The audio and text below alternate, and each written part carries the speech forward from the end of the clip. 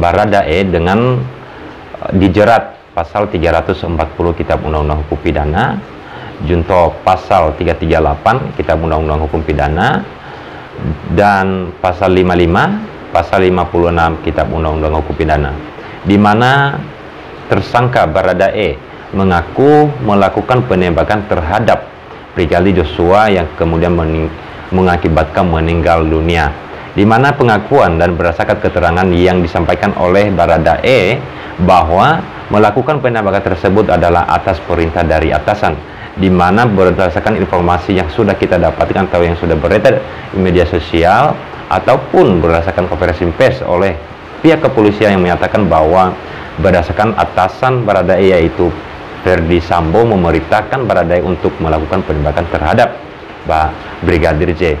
Namun yang menjadi pertanyaan yang kemudian menjadi sebuah pertanyaan yang unik yang kemudian ini harus terjawab, yang walaupun sekarang masih dalam proses penyidikan, masih belum sampai di proses penuntutan, tetapi sudah ada beberapa informasi-informasi yang beredar di Indonesia, beberapa tanggapan dari para ahli atau dalam orang-orang hukum atau para ahli hukum yang menyatakan bahwa Baradae memungkinkan akan untuk dibebaskan atau ada kemungkinan akan dibebaskan karena perbuatan yang dilakukan itu adalah berdasarkan perintah dari atasan, yaitu Irjen Ferdy Sambo. Nah, namun di mana dasar-dasar, apa yang menjadi dasar hukum yang kemudian yang menyatakan bahwa Baradae itu bisa dibebaskan? Di mana sesuai di dalam pasal 51 Kitab Undang-Undang Hukum Pidana dan pasal 48 Kitab Undang-Undang Hukum Pidana yang menyatakan bahwa orang yang melakukan perbuatan untuk melaksanakan perintah jabatan diberikan oleh penguasa yang berwenang tidak boleh dipidana. Nah, itu kita temukan di dalam pasal 51 ayat 1 Kitab Undang-Undang Hukum Pidana. Namun hal lain yang kemudian yang beredar adalah yang kemudian menjadi dasar-dasar hukum ya, yang kemudian ada kemungkinan besar bahwa Baradae nanti akan bisa dibebaskan atau tidak divonis penjara karena terbebaskan dari berdasarkan hukum ya, berdasarkan pasal-pasal yang mana disebut. Apa pasal yang lain selain dengan pasal 51 ayat 1 Kitab Undang-Undang Hukum Pidana tersebut, yaitu pasal 48 Kitab Undang-Undang Hukum Pidana yang mengatakan bahwa barang siapa melakukan perbuatan karena pengaruh daya paksa tidak dipidana, yang artinya bahwa orang yang melakukan suatu perbuatan karena berdasarkan pengaruh berdasarkan pengaruh orang yang ada di sekitarnya, mungkin dengan pengaruh orang atasannya, itu tidak bisa dipidana. Tetapi diingat di dalam pasal 48 Kitab Undang-Undang Hukum Pidana tersebut adalah yang diperintahkan atau pengaruh daya paksa, teman-teman ya, yang harus diingat di situ. Nah, berdasarkan pasal tadi yang pasal 51 dan pasal 48 tersebut adalah sudah beredar di mana-mana ya, dan menjadi ada beberapa pertimbangan-pertimbangan bahwa nanti itu Baradae bakal dibebaskan karena Ferdy Sambo yang memerintahkan dia untuk menembak Brigadir J Huta Barat.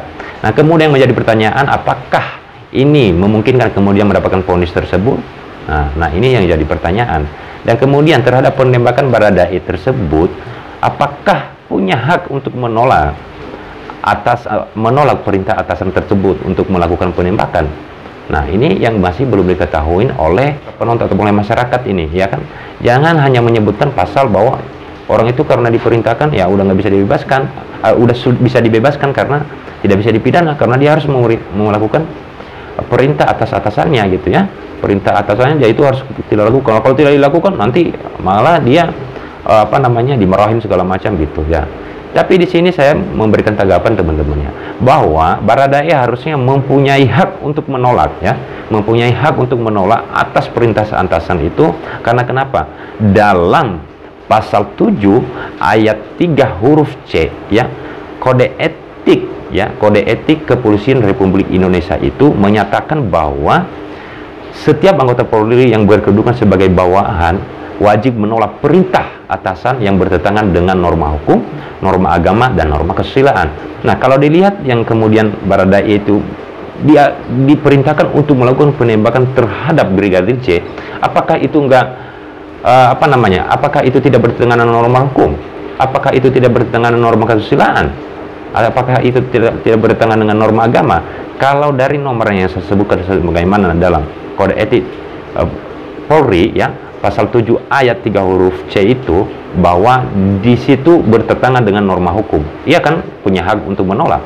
Kemudian norma agama, dia menghilangkan nyawa orang loh. Iya kan? Dia menghilangkan nyawa orang kemudian berdasarkan perintah tersebut. Ya, dia kan harusnya ya menolak. Biar gimana pun dia mempunyai hak nih begitu. Nah, jadi kalau dibilang selama ini saya mendengarkan dan membaca berita-berita, saya menonton beberapa video-video yang kemudian ada para yang memberikan tanggapan ya, ada beberapa yang berkata nanti kan bisa bebas ini, Baradae karena diperintahkan. Saya melihat bahwa tidak bisa. Nanti Baradae itu sudah dijerat pasal 340, pasal 338, pasal 55, dan pasal 56 Kitab Undang-Undang Hukum Pidana. Saya meyakinkan bahwa nanti Baradae itu akan divonis sesuai dengan nanti bukti-bukti yang kemudian terbenaran, kemudian dengan pasal-pasal yang tadi, bahwa bisa nanti salah satu pasal tersebut akan menjerat atau divonisnya Baradae. Karena kalau dibilang nanti pembelaannya, contohnya pembelaan bahwa Baradae ini diperintahkan maka dia bebas berdasarkan Kitab Undang-Undang Hukum Pidana.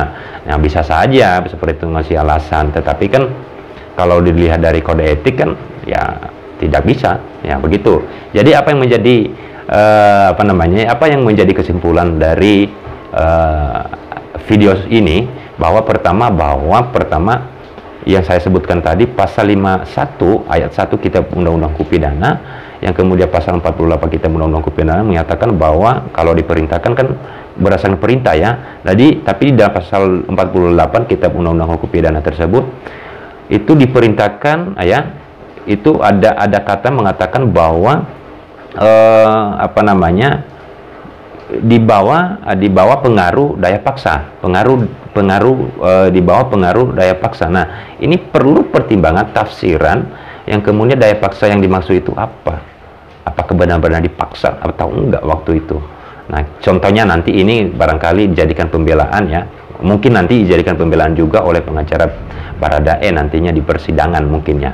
Nah, yang kemudian nanti dari pasal 2 pasal tersebut, apakah hanya itu pertimbangannya? Tidak. Nah, kan dalam jabatannya sebagai Polri itu kan dilihat juga apakah itu masuk dalam kode etik, apakah adakah peraturan lain yang mengatur terkait itu. Nah, ada ini nih pasal 7 nih ayat 3 huruf C ya. Jadi harusnya setiap anggota itu kalau memang diperintahkan sama antasa, contohnya tebak aja orang ini, kan nggak bisa aja dia menolak, dia kan bertentangan dong hatinya. Secara agama tidak bisa, ini bertentangan dengan secara agama, ini bertentangan secara kesusilaan, atau bertentangan secara hukum, ya gitu kan, bertentangan dengan hukum, norma-norma yang berlaku kan gitu. Atau contohnya ini Polri ya, berdasarkan perintah atasannya dibilang perkosa aja orang itu, ya kan berdasarkan perintah dipaksa, kan nggak bisa juga, kan dia punya hak dong menolak kan gitu.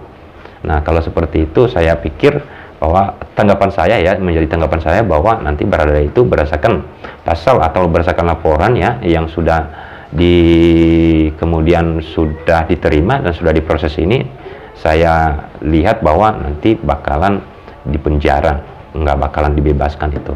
Menurut saya, teman-teman, silakan berikan komentar, silakan berikan pertanyaan di bawah kolom komentar, dan semoga bermanfaat video ini, dan sampai jumpa lagi pada video berikutnya. Oke, terima kasih.